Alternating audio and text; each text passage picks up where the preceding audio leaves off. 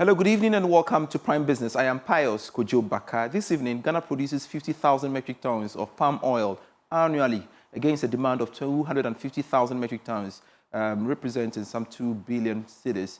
And we know government plans a new industry policy with incentives, seedlings and import controls. Critics fear it may falter without stronger infrastructure and market safeguards. Well, the Chamber of Agribusiness, for instance, is asking government to be strategic about its quest to cut the import bill of palm oil. According to the Chamber, although the policy is feasible, government must be deliberate about innovative data research to achieve the set target. Anthony Morrison is the Chief Executive of the Chamber. We also need to be looking at what are the various innovations we can bring on board. We need to look at the researchers, we need to look at the dynamics, because for instance, when you go to Malaysia, Malaysia is having huge challenges with the palm production, okay, as a result of environmental issues and challenges with food security and other areas of affecting. But, you know, palm in itself is also a huge industrial commodity, at the same time a domestic commodity. So we need to balance the two. What, for us, is our technical advantage? Are we looking at the export market? Are we looking at the industries? And we are looking at also feeding the domestic market. So quite clearly, palm is a major factor in several of the things that we do, both at the manufacturing level, which is industry, even at pharmaceutical level. There are some biscuits and lipsticks that we use palm to do, and a lot of people do not know about that. Even in the aviation sector, we use palm to do a lot of things. And also, when it comes to our household chops, everybody like the Govt. We like our favorite green with the red on it. So it's quite clearly and also palm has become a West Africa thing. Well, pension fund managers are reducing their investment significantly in government security and bonds. The revelation was captured in the latest financial stability report covering the sector. George Yafe has the rest of the story. In 2023, total pension assets investment in Government of Ghana securities and bonds was more than 80%. This should mean that out of the 61 billion Ghana cedis total pension funds, more than that percentage was invested in government securities in 2023. However, this has reduced significantly to a little over 72% in 2024. The Financial Stability Report again showed that investment in other state-linked assets like local government and statutory agencies had also dropped from almost 3% to under 1%. It is not clear for now what might have influenced the decision, whether the declining interest rates on the treasury bills market could be a factor, or some of them are reacting to the recent negative impact of the debt exchange program. Our pension funds over the years has been a great resource for government when it comes to raising funds on the treasury and bond market to finance its operations. Therefore, one is not sure how this could affect government finances in the coming months. Reacting to the development, pension economist Dr. Andrew Aglobby downplayed the impact of the significant reduction of investment in government security and bonds by pension fund managers on the economy. Speaking to Joy Business, he noted that there is improved activity on the equity market, which would keep the economy afloat. Largely, I see that the economy would rather be stronger, because what I'm trying to say is that if you look at the equity market, you can see that there's some vibrancy there. You can clearly see that there's excitement in people investing in shares and all that. So the implication in there is that pension funds are expecting more expansion in the equity market. We will want to see more Ghanaian domestic companies listed on the Ghana Stock Exchange, so that we can invest more. And then also investing in real sector will also mean that, there will be expansion, there will be creation of jobs, and then also the economy will grow. Very well. So pension fund can drive investment.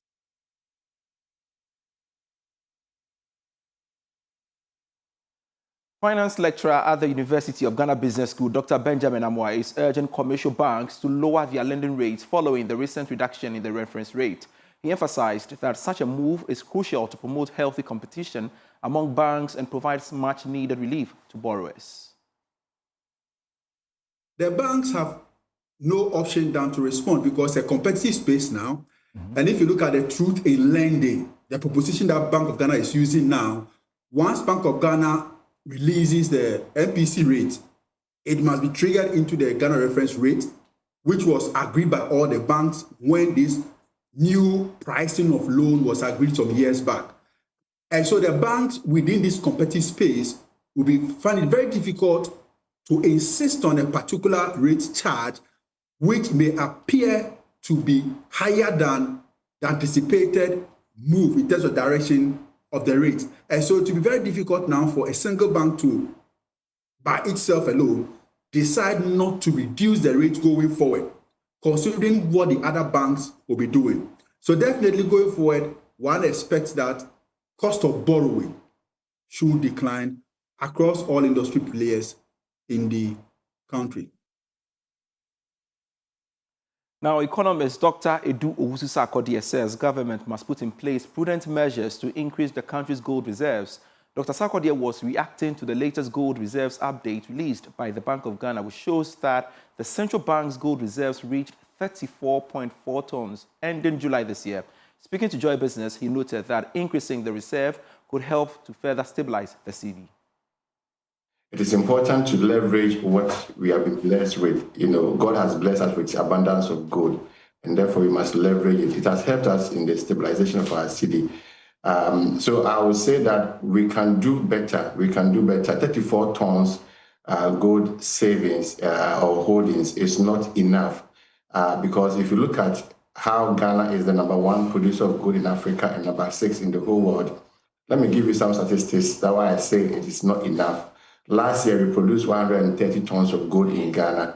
In South Africa, they produced 100, yet Ghana has a holding of 31 as at last year, and South Africa has 125 tons of gold holdings or reserves. Let's go to the whole world. Mexico, Ghana, and Kazakhstan all produced 130 tons of gold last year, and yet Mexico is holding 125 tons of gold. Kazakhstan is holding 382 tons of gold. Uzbekistan, which even produced lower than Ghana, they produced 120 tons last year. They are holding 367 tons of gold. So Ghana's 34 is woefully inadequate. I must say that I commend the efforts by the previous government and the current government for trying to hold more reserves. But the point I'm making is that based on our capacity, based on what we have been producing, based on our potential, we can do better. The target for us should be at least 100 tons in terms of gold reserves. That will put us in a better position in whatever we find ourselves in terms of our current account, in terms of our capital account, in terms of our reserves.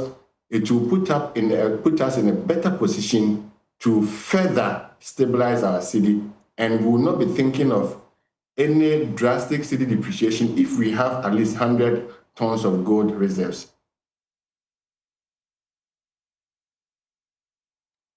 On to some other stories. Petra Pension Trust has announced strong financial postings for the 2024 year in review.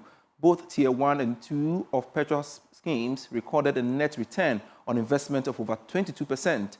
Head of Portfolio Management and Operations at Petra Pension Trust, Yvonne Buliga, said the company will deepen its diversification strategies to ensure continuous growth in returns for members. Here is more from the company's annual general meeting. The size of Petra's Tier 2 pension scheme grew by 37% to 3.2 billion cedis, while the Tier 3 scheme grew to 2.2 billion cedis, representing a 41% increase in 2024. Despite the economic downturn experienced in the year under review, Petra Trust believes its performance remains one of the best in the industry. Head of Portfolio Management and Operations at Petra Trust, Yvonne Bulliga, shed more light on the company's financials. For the Tier 2 scheme, we call it the Petra Advantage Pension Scheme. It closed the year with a net asset value of 3.3 billion Ghana cedis. It grew by an amount of 894 million Ghana cedis during the calendar year 2024. That represented a 37% increase from the previous year's net asset value. In terms of investments for the Tier 3, i.e. the Petra Opportunity Pension Scheme, we remain compliant throughout the year in accordance with the investment guidelines prescribed by the regulator.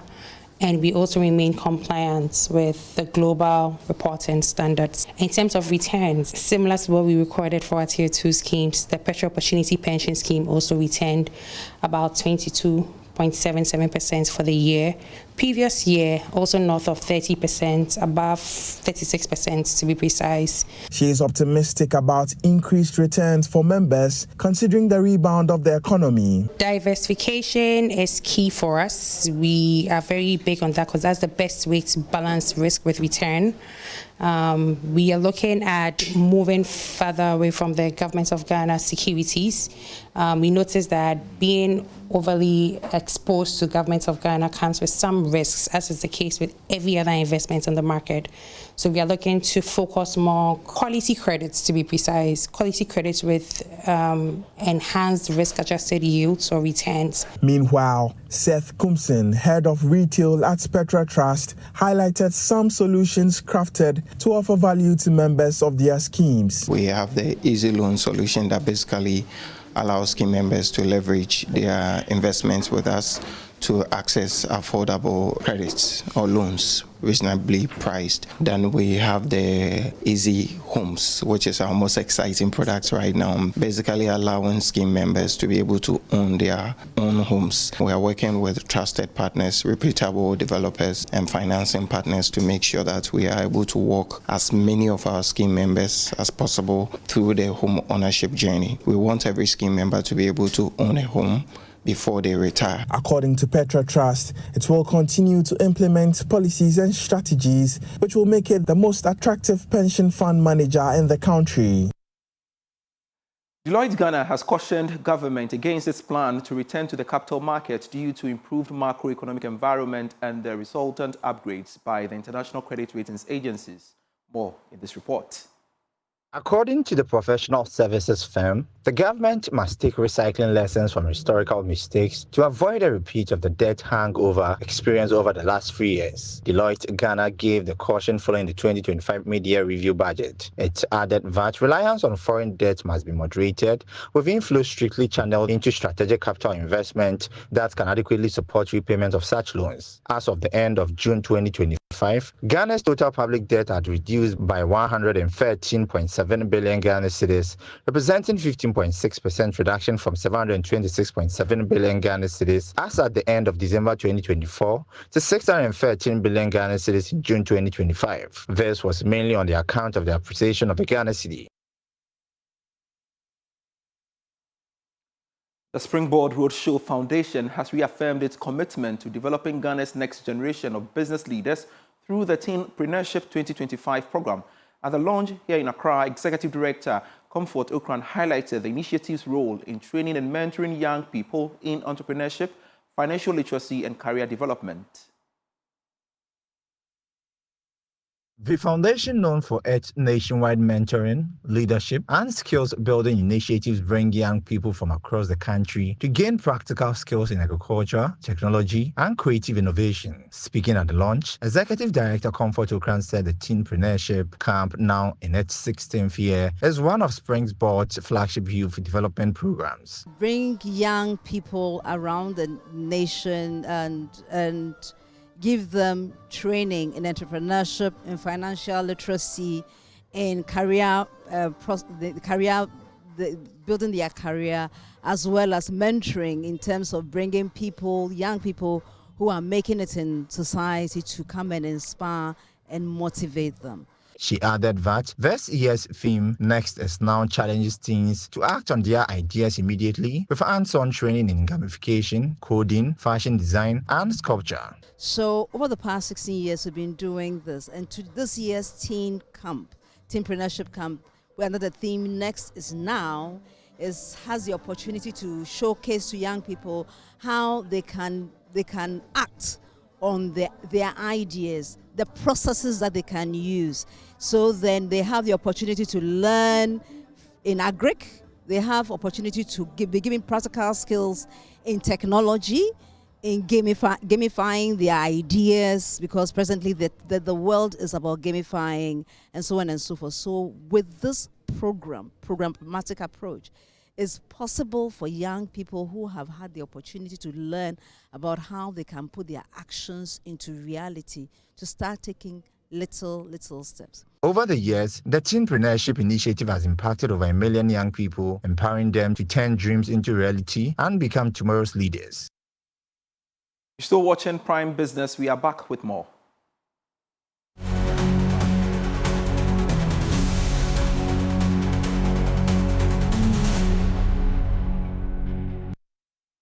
"16 leaders in business, academia, media, and the youth empowerment were honored at the 16th MTN Pulse Africa Role Model Awards in Kumasi. Organized by the Young Professionals and Youth Coalition, the event highlighted leadership and technology in digital era. Ashanti Regional Minister Dr. Frank Amwakuhene urged leaders to embrace digital innovation for effective governance and inclusive service delivery. It was a night of celebration and inspiration as the Young Professionals and Youth Coalition brought together leaders from across the continent for the 16th Africa Role Model Award and Transform Summit. Among the honorees, Ghana's youngest regional minister, Dr. Frank Amwakuhene, was recognized as Young Achiever Role Model in leadership and innovation for his transformative work in healthcare, education, and infrastructure in the Ashanti region. And leadership without followers or without people being served does not exist to stand with.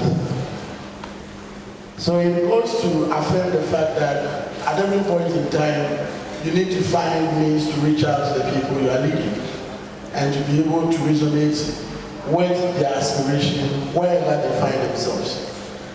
So in the 21st century, leadership has been brought to the doorsteps of followers and every stakeholder by digital platforms and the digital technology we have.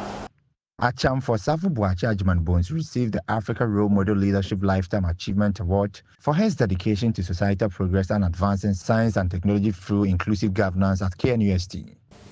We find ourselves in an era of unprecedented change where technology has moved from being merely a tool, but a really transformative force, reshaping every facet of our lives.